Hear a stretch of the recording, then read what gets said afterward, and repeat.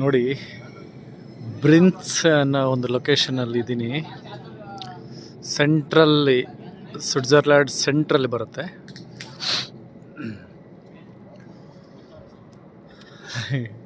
Swiss train ಹೋಗ್ತಾ ಇದೆ ಅಲ್ಲಿ.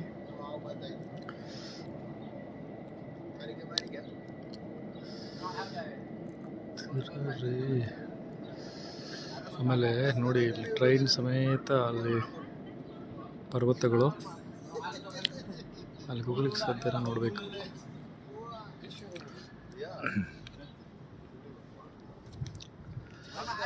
ಹೀಗಿದೆ ಕತೆ. ಇಷ್ಟೊಂದು ಅಮೋಘವಾದ, ಭವ್ಯವಾದ ಪ್ರಕೃತಿ ಸೌಂದರ್ಯವನ್ನು ಸವಿಬೇಕು ಅನ್ನೋ ಒಂದು ಅದೃಷ್ಟ. ಸೂಪರ್ ಆಗಿದೆ. ನೀರು ಕಲರು ಸ್ವಚ್ಛವಾಗಿ